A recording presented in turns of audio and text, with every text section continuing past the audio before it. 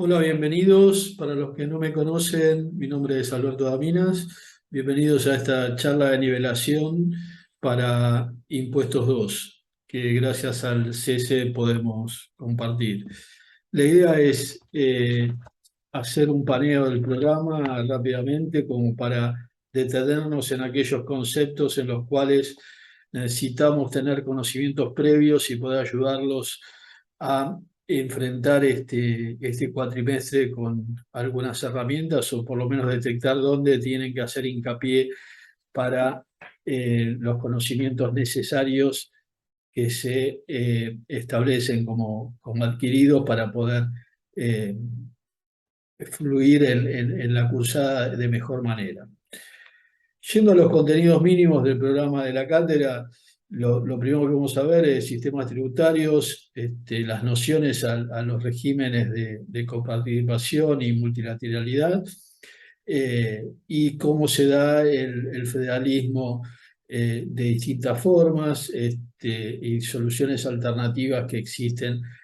con distintos modelos. Luego, en la materia vamos a ver imposición sobre los consumos, eh, con distintos tipos de imposición, en particular el impuesto al valor agregado, con distintos sistemas del impuesto al valor agregado, y cuál es el modelo que se utiliza en la Argentina de este tipo de gravamen. Asimismo, vamos a abordar impuestos provinciales y de la Ciudad Autónoma de Buenos Aires, en particular el impuesto sobre los ingresos brutos y la mecánica de su distribución, que es el convenio multilateral.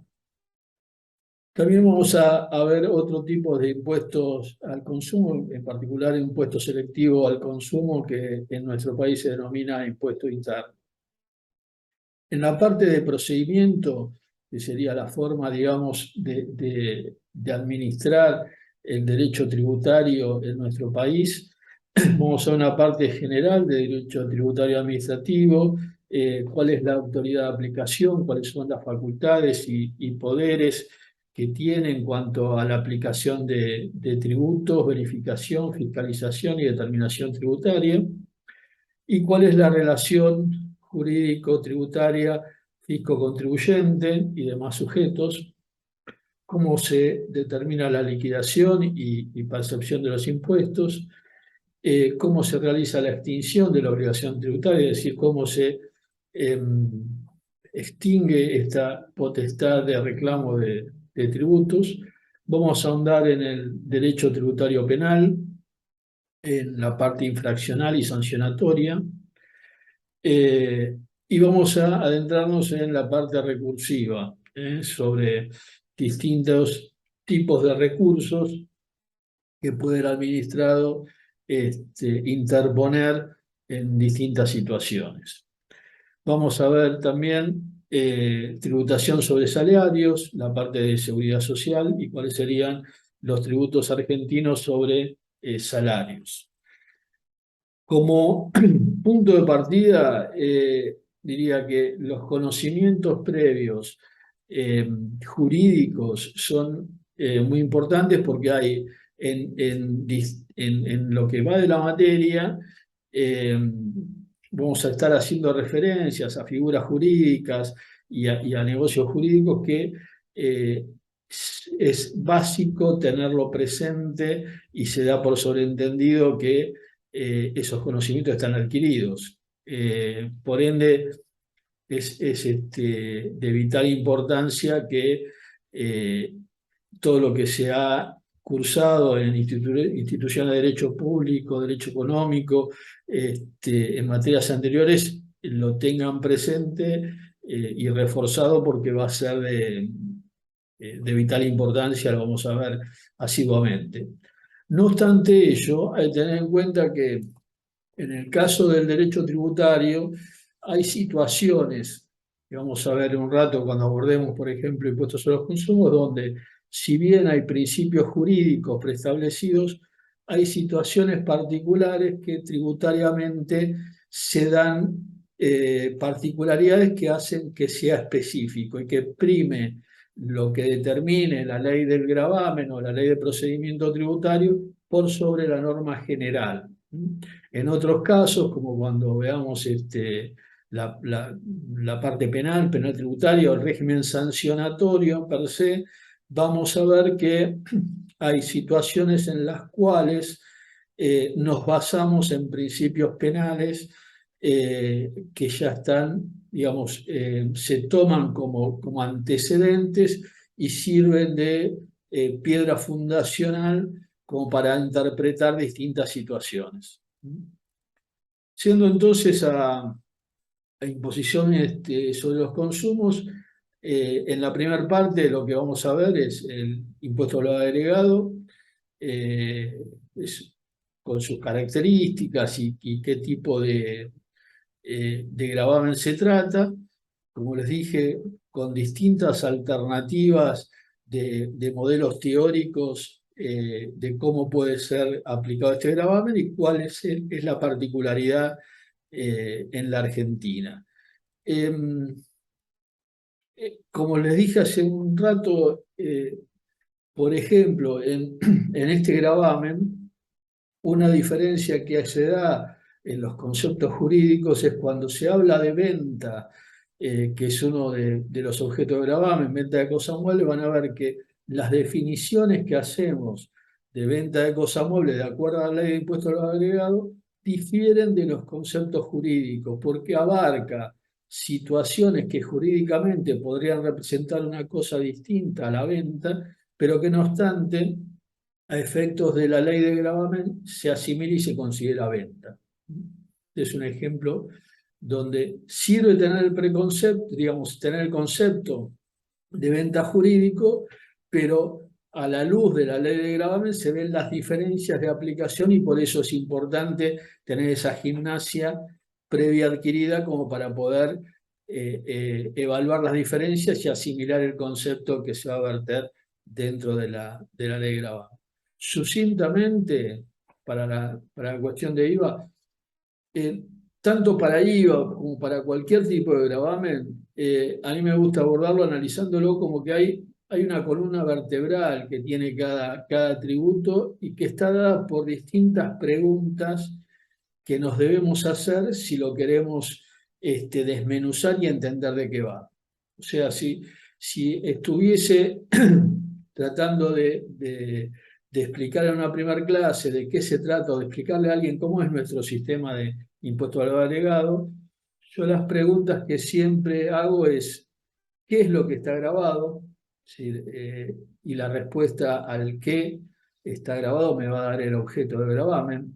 ¿Quién está alcanzado? Entonces esa respuesta de quién está alcanzado me va a dar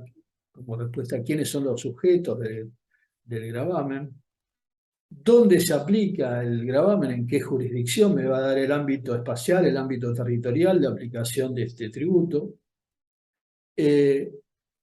¿Cuál es el momento en que se aplica? ¿Sí? ¿Cuál es el hecho que genera, dispara el hecho imponible? ¿Sí? ¿En qué momento estoy obligado a tributar? Eso me va a dar como respuesta al perfeccionamiento del hecho imponible.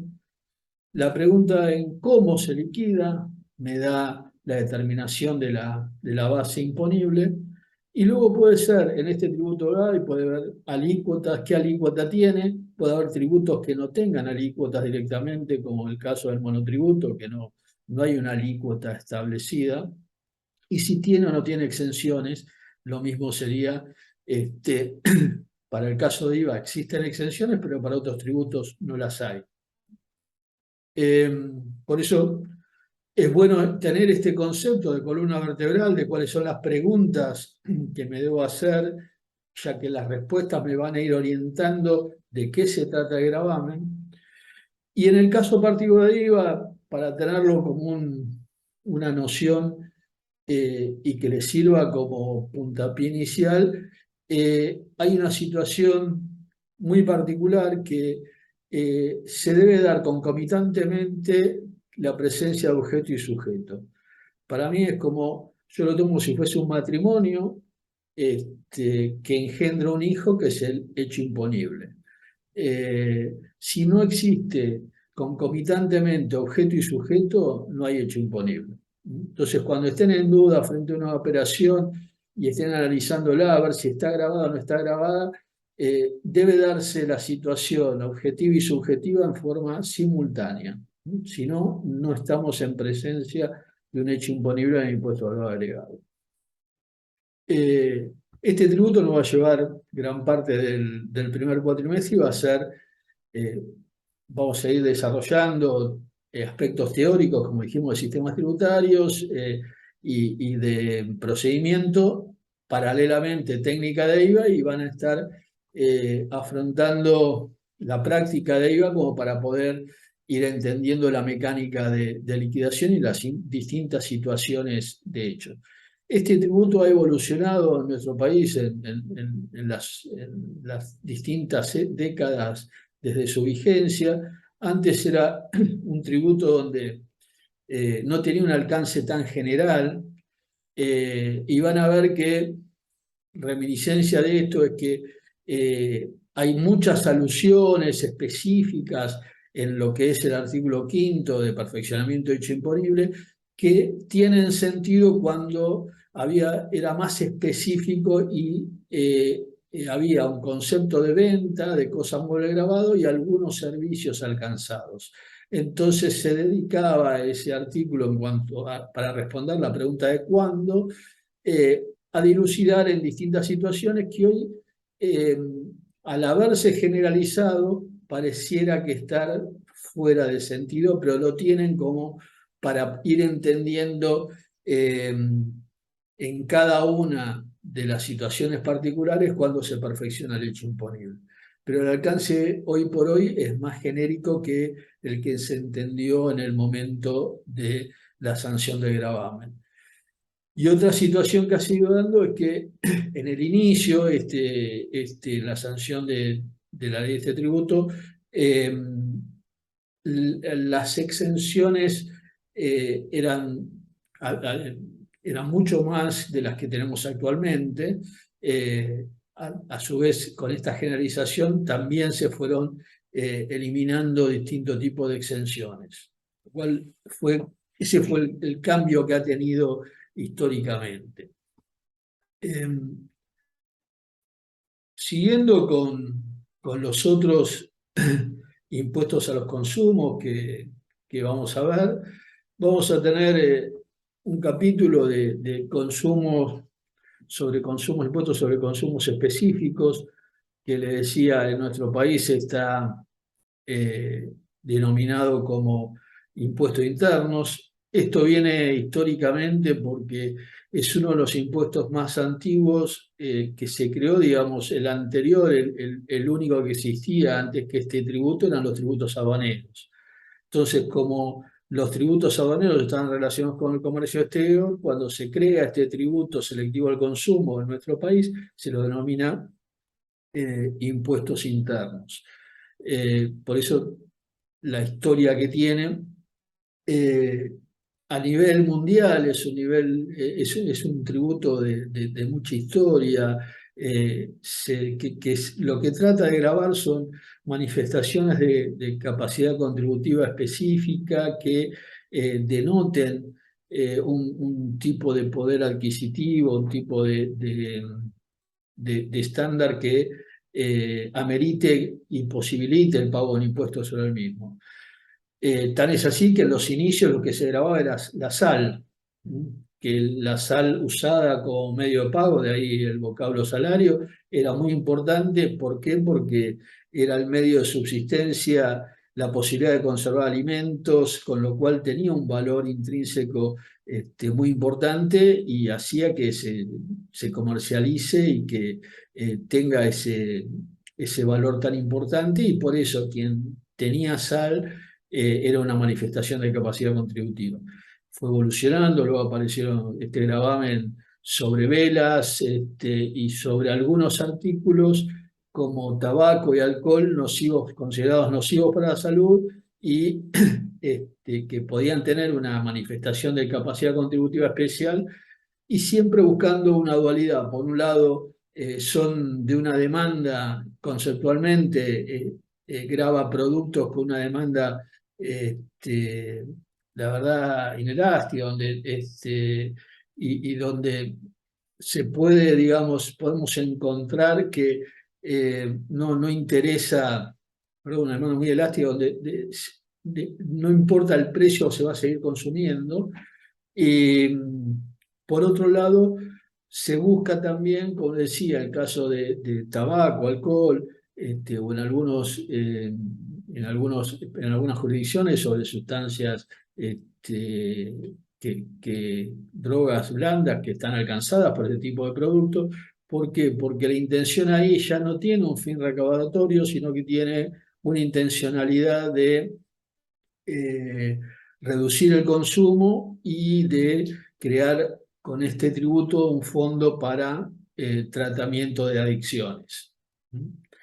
Eh, Tiene, le decía,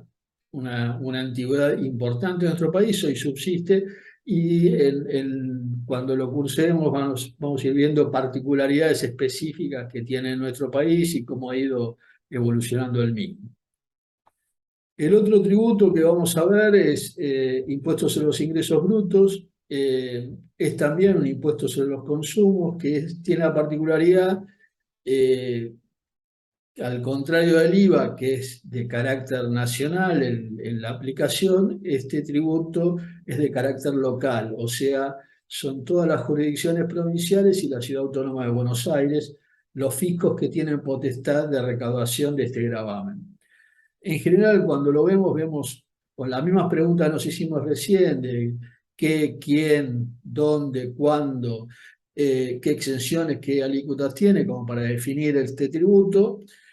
Vamos a ver similitudes en algunos casos con el impuesto al valor agregado y diferencias que tenemos respecto al mismo. La más importante, como les decía, es que uno es de ámbito de aplicación nacional en todo el territorio y el otro es local. Lo que se da en este caso también es que por tener esta particularidad de impuesto local, se dan situaciones en las que por haber actividades en dos o más jurisdicciones, se habría un problema de no mediar una solución técnica y legal de cómo atribuir base imponible a esas jurisdicciones. Eso es lo que vamos a ver con el convenio multilateral, que es la normativa dictada por la Comisión Ambiental, en la cual se establece cómo se distribuye el gravamen en las distintas jurisdicciones, con una norma del convenio y con normas dictadas, como decía, por la Comisión Arbitral, que nos dan las pautas para distribución. No es una liquidación, es solamente todo lo que vemos de convenio multilateral, que nos va a llevar gran parte de la segunda parte del cuatrimestre y ejercicios prácticos al respecto, va a ser para dilucidar cómo se atribuye y cómo se distribuye base imponible en las distintas jurisdicciones, con un régimen general, que es el artículo 2 del convenio, y con regímenes especiales para situaciones particulares, que son artículos 6 a 13 del convenio. Y nos va dando distintas pautas, qué pasa cuando se inicia una actividad, qué pasa cuando se hace esa actividad, pero esa es la intención del convenio. Y después, luego de tener distribuida la base imponible dentro para cada jurisdicción, se aplica la norma local para la liquidación, o sea, va a ser potestad de cada jurisdicción las alícuotas aplicables, puede haber diferenciación de exenciones. Ese tipo de situaciones se resuelven a nivel local por cada jurisdicción, o sea, vamos a tener 24 normativas distintas. En general, cuando lo vemos, digamos, pues sería imposible en una parte del cuatrimestre abordar todas las normativas. Tomamos como base la normativa de Ciudad Autónoma de Buenos Aires, que es bastante representativa, porque hay jurisdicciones que han tomado esto como base, y vemos en todo caso con algunas jurisdicciones qué tipo de diferencias encontramos más sustantivas. Ese es básicamente, tanto ingresos brutos como convenio, los aspectos más significativos que vamos a abordar. Luego, como le decía, vamos a ver tributos sobre salarios, serían las nociones generales de los aportes y contribuciones de seguridad social, cuáles son los sujetos, las bases de cálculos y cómo se determinan. Lo mismo con nociones generales de tributos aduaneros, aspectos conceptuales, cuál es el hecho imponible sujeto, y con impuestos de sellos, que también es de ámbito jurisdiccional, cuál es la aplicación y cuáles serían las características básicas, tanto en Ciudad Autónoma de Buenos Aires como en provincia de Buenos Aires. Yendo a la parte de procedimiento, en la órbita de procedimiento lo que tenemos es una normativa, una ley de procedimiento tributario nacional, que es la que nos va a dar todos los aspectos sustanciales y procesales, tanto para defender eficientemente créditos fiscales para la administración tributaria, como para lograr que la equidad frente a los contribuyentes para que tributen los tributos en su justa medida. A su vez, tenemos un régimen infraccional dentro de esta ley de procedimiento que vamos a abordar, distintas infracciones, sanciones, qué pasa si más allá de la sanción, si hay un incumplimiento o un pago fuera de término, cómo se resarce mediante un interés, y a su vez, como norma específica, ley penal tributaria que está por separado de la ley de procedimientos tributarios, pero es un tipo penal punible a distintas situaciones que especifica esta ley.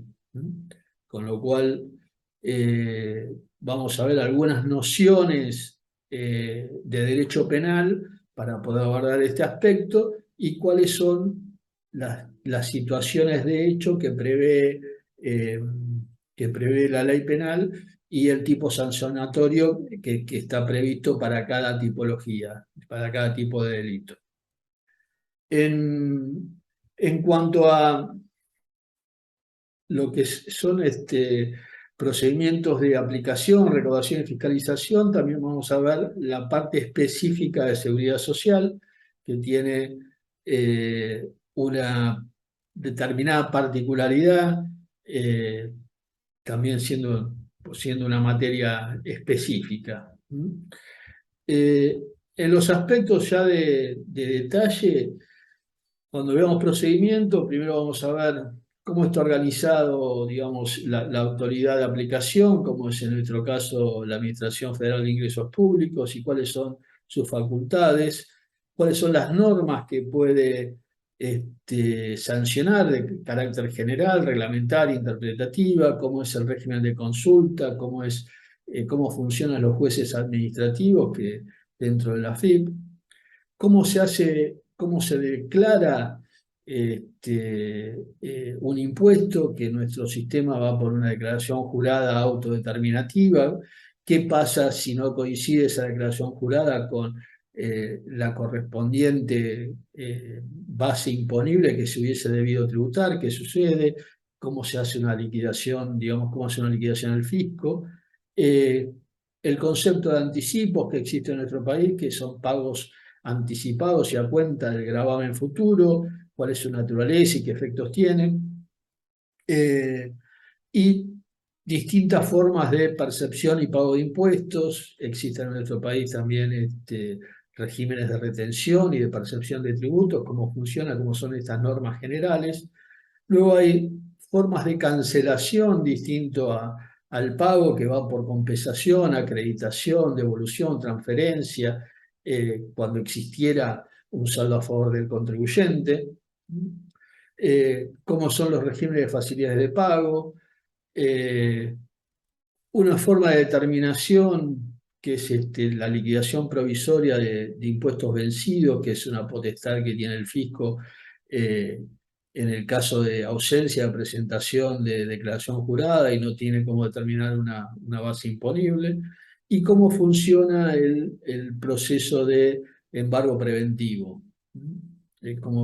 cuáles son las facultades que tiene el fisco y cuál es, en el caso de que haya una deuda firme,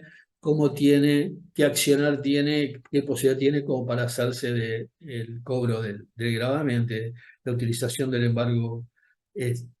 preventivo. Yendo a verificación y fiscalización, vamos a ver la naturaleza del domicilio fiscal del contribuyente, cómo son válidas las notificaciones, cómo ha ido evolucionando con el domicilio fiscal electrónico en la actualidad y cómo funciona en la práctica, cuáles son las facultades de la administración en cuanto al procedimiento de verificación y fiscalización, cuáles son las obligaciones que tienen los contribuyentes y responsables, cuál es la obligatoriedad de libros y comprobantes de facturación y cuáles son las exigencias administrativas, qué alcances hay y qué límites existen para todo esto. Luego vamos a ver en materia de determinación y recursos, conceptos generales, tanto de la Ley de Procedimiento como la Ley de Procedimientos Administrativos y del Código Civil y Comercial de la Nación, cómo realiza el fisco una determinación de oficio, en qué casos procede, cuáles son las presunciones, cuál es el procedimiento para llevar a cabo la determinación, las distintas etapas de vista, de contestación, de prueba, el dictamen jurídico necesario y la resolución, qué requisitos tiene como para que sea válida. Como siguiendo un esquema temporal, luego de determinación de oficio, puede haber recursos que pueden ser contra resoluciones justamente que determinen tributos y sus accesorios, puede haber recursos contra resoluciones que imponen sanciones, puede haber recursos fuera de lo que es determinación contra actos administrativos que no determinan impuestos, puede haber casos en los que, habiendo pagado un tributo y considerando que esto fue pagado erróneamente, se puede hacer una acción de repetición. Para eso vamos a ver cuáles son los presupuestos que se deben dar para que proceda la acción de repetición y poder recaudar los tributos. En esto, en determinadas circunstancias, es decir, hay instancias en las cuales se puede discutir el tributo sin pagar y en otros tenemos el concepto de solvete repet, sería pagar y repetir, con lo cual, llegado a una segunda instancia, el contribuyente está obligado al pago y sigue la discusión, pero solo al efecto devolutivo. Pero no le impide, no tiene la suspensión de pago. Eso es una particularidad que se da un tanto en contra por ahí a las normas generales para otros actos jurídicos. En línea con lo que dijimos de cómo son las condiciones para que se produzca un embargo preventivo, el disparador es el juicio de ejecución fiscal, con lo cual vamos a ver cuáles son los plazos, cuáles son las características del juicio de ejecución fiscal y cuáles son las oposiciones que se pueden realizar si no fuera procedente, para dar cuáles son las herramientas que tiene el contribuyente de defensa frente a esos casos. Básicamente después cómo funciona el Tribunal Fiscal de la Nación, que tiene la particularidad de ser un órgano jurisdiccional que no depende del Poder Judicial, sino que depende del Poder Ejecutivo, pero de una forma autónoma, no depende de la Administración Federal de Ingresos Públicos, con lo cual uno puede plantear vía recursiva, vamos a ver, frente al Tribunal Fiscal de la Nación, y para eso vamos a ver cómo son sus características, funcionamiento, cómo es el proceso y qué vía recursiva hay en el caso de no estar de acuerdo con lo que resuelva el mismo. Otro aspecto interesante que vamos a abordar es la prescripción, ¿no? La prescripción de las acciones y poderes del fisco, y cómo también cómo opera la prescripción para la acción de repetición del contribuyente, como le decía, que ha tributado y considera que lo ha hecho en exceso y quiere repetir, o sea, que se le devuelva el tributo que ha pagado de más. En este aspecto, vinculado con la prescripción, algo relevante es los casos de suspensión e interrupción de la prescripción, donde adquieren importancia porque nos da un cambio sustancial en cuando finaliza este periodo que se corta la posibilidad de accionar del fisco. En el régimen de sancionatorio, de incumplimiento o de incumplimiento, como decía, primero vamos a ver la naturaleza, en el caso de un pago extemporáneo, cómo se resarce el fisco, que puede ser vía intereses resarcitorios o si ha entablado un juicio de ejecución con intereses punitorios, cuál es la distinción, cuándo aplica uno, cuándo aplica el otro, y que su naturaleza de una consecuencia de incumplimiento y no un régimen sancionatorio per se. Y después las distintas clases de sanciones, que puede ser a los deberes formales o a los deberes materiales,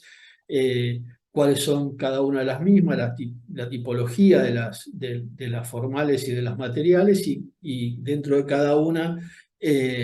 cuáles son las sanciones, que puede ser multa o en un caso de clausura. Lo mismo con regímenes recursivos, vamos a abordar, como les dije, las normas procesales específicas en materia de seguridad social, eh, que tiene un régimen infraccionatorio y un régimen sancionatorio y de recursivo específico, distinto al normado para los tributos, como estuvimos repasando recientemente. Bueno, como pueden apreciar, el contenido es amplio, es muy amplio, pero por otra parte ameno porque hay distintas facetas en las cuales van a ir viendo ya sea la, la relación fisco-contribuyente en todo lo que es la parte procedimental o los distintos tipos de tributos que vamos a abordar, que son variados. Como esencia, IVA en la primera parte del cuatrimestre, ingresos brutos convenio en la segunda parte, y con estos impuestos selectivos al consumo, como es impuesto interno, impuesto de sellos, tributos aduaneros y seguridad social, como complemento de otro tipo de tributos que vamos a ir viendo. Parece abrumador, pero les aseguro que se puede cumplir con el programa satisfactoriamente y les va a dar herramientas para ya sea aquellos que se dediquen y trabajen específicamente en el área, o todos van a estar en algún lugar trazados por la parte impositiva o régimen de seguridad social, estén donde estén, digamos, de los impuestos, como siempre digo, nos acompañan hasta después de la muerte, porque hasta la sucesión indivisa sigue tributando, así que es importante, lo quieran o no lo quieran, les parezca más interesante o menos interesante, lo peor que pueden hacer es desconocerlo. Y más aún en la actuación profesional, tener muy presente las herramientas que pueden adquirir en cuanto a los regímenes sancionatorios y en particular el régimen penal tributario para tener presente las consecuencias y estar advertidos y poder, ya sea a nivel asesoramiento o inclusive a nivel personal, estar advertidos de cuáles son las situaciones para no caer en cualquiera de ellas por mero desconocimiento. Bueno, hasta aquí espero que sea de utilidad y les agradezco la atención.